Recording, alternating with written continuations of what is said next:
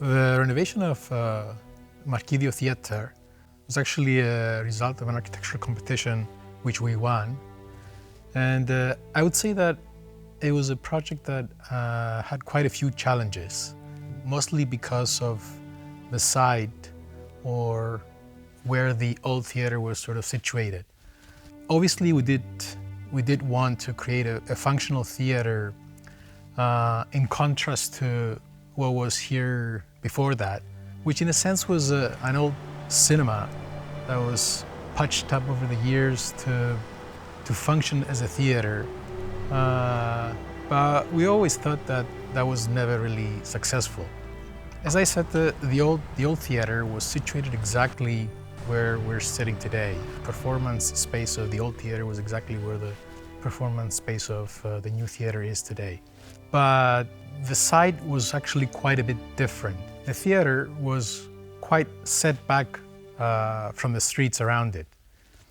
And between the theatre and the streets, there were a number of little small industries or workshops that surrounded the building.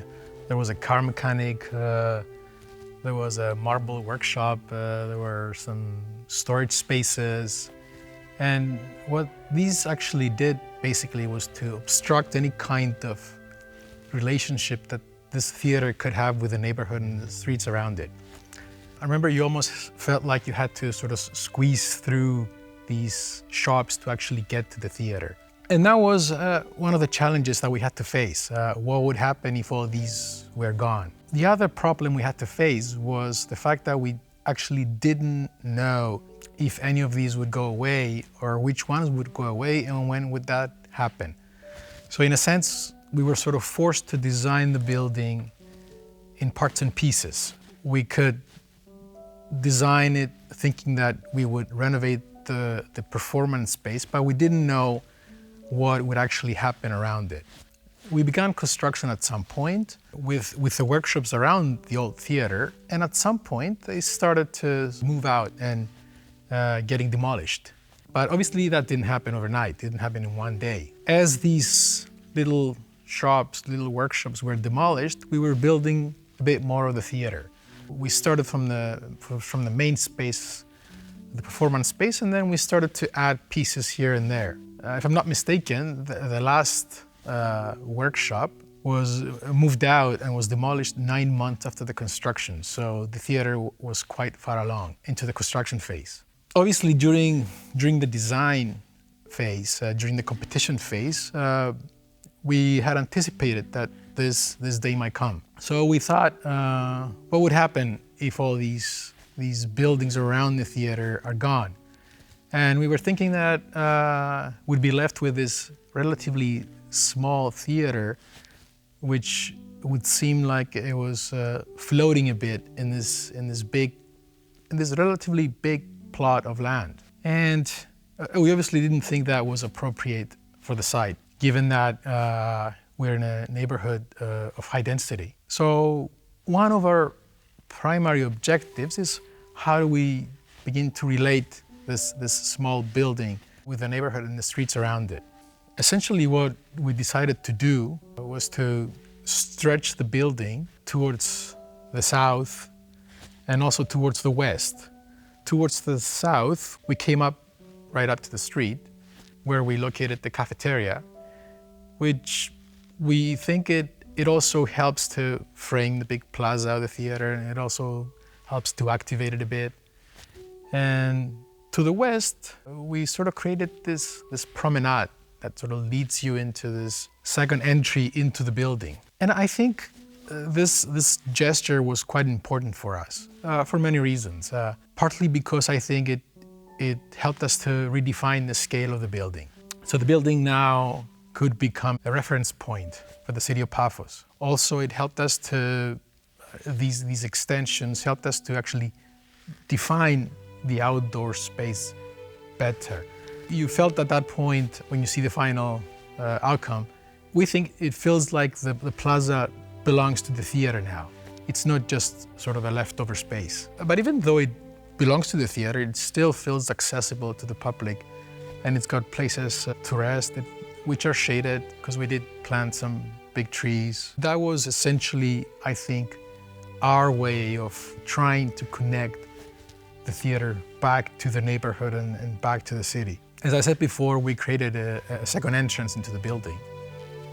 And I think what that did, in combination with the entrance facing south, it allowed us to create passageway, a promenade through the building. So in a sense, you could possibly walk through the building if you wanted, without intentionally wanting to go to the performance space. That, I think, together with the open space within the lobby, the atrium that can open up, and created a space that we felt you could think of it as something that belongs as much to the city as it belongs to the theater itself. We also thought that it's a place that could function in many different ways. And there were events in the past. There were major exhibits during Paphos 17, and that is something that we'd like to see a bit more of. Another thing which we thought was important for us during the design process was this interplay between exterior spaces and interior spaces. It was intentional that, we have this big plaza and this cafeteria that begin to mesh into each other. And we think the same thing happens inside. You have this atrium, this outdoor space that essentially can open up, and again, it can sort of become one with the interior space, the lobby space. Also, you have another green space which is supposed to serve the dressing rooms, which the practical aspect of the theater, but we always thought it's good to have an open space for actors where they sort of can decompress and relax a bit. It was important for us returning back to this promenade, this lobby space, and we always thought of it as a place that can always feel like it's, even though it's part of the theater, it can continue to be part of the city itself and the neighborhood. And it does have the transparency. You continue to get a sense of where you are within the place that surrounds the theater. We've also designed this shading device, which is made up of these horizontal opaque elements, and then you have these vertical perforated metal sheets, which has a very practical purpose, I would say. I mean, it shades the south facade of the building. But it was also an element that's very critical, I think, in how you perceive the theater. It was an element that's very architectural for us in how others engage with the theater. In the fact that at the west end, it's a very solid shading device that helped us to define that passageway more clearly. And then at the other end, it sort of dematerializes. That way you get a much better connection between lobby, counter space, plaza, and street. The other thing which is important and which relates to this shading device is that it almost feels like it disappears at night, which was another factor that was very important to us, because at night when the theater opens up and it begins to wake up in a way, you begin to have people moving in and out, you actually get a clear sense of that movement as you go by the theater while you're in the neighborhood. So we think that it was important for a building, if it was going to work within this place, to be able to share that energy a bit with the surrounding neighborhood. The performance space was actually a very critical part of the project for us. The previous theater was oriented in exactly the opposite way. The stage was on the south side and the seats were on the north side. We consciously decided to rotate the space to actually be able to divide access into the theater, divide the visitors from the service areas. We also were very conscious about how we designed the slope of the seats, how they were arranged. We could actually achieve that experience between audience, visitors, and actors, and that was very critical for us in thinking about the project. The technical aspect of it, which it's something you don't really see that much was just as critical for us. The interior of the performance space is something we wanted to be architecturally coherent, but to also be able to be technically correct in a way that it actually enhances the experience and actually, provides something which we thought it's something that both actors and visitors could potentially enjoy.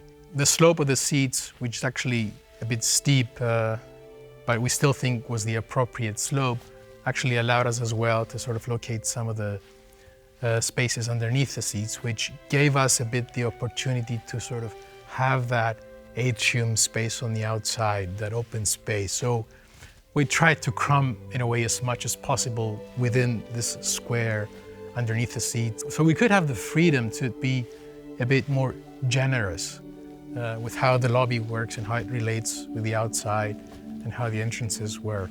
I would say that the most memorable experience of the project, besides all the heartache of designing it and constructing it, I'd say the most memorable time was the first night when it actually opened. You actually experience firsthand what you've always thought would happen that first night. It's what you've essentially designed for so long. And all of a sudden, you become a visitor, and at the same time, you're an observer. And you try and figure out if what you've always been thinking for so long is actually how it's playing out. I thought that was the most powerful time, being in the theater and sitting with these other 500 people that are sharing the same experience at the same time. And you're saying to yourself, we sort of, made this happen in a way. We contributed to this. We contributed in a way where you have a very functional building that's doing what it was supposed to be doing, but at the same time you have a building that sort of recedes in the background when it has to, and let the actors and the show do their thing. At that point, it's where the building stops being a building, and now it's about the show. And it was very interesting to see that transition. You enter the theater, yes, it's about the building, and then it's not about the building, it's about the show, and then all of a sudden you go back to the building. I mean, that was a very strong experience for us. That's the time and the moment when you actually realize the potential of a place and the power of a place, of a cultural place like this one, within the neighborhood and the city itself.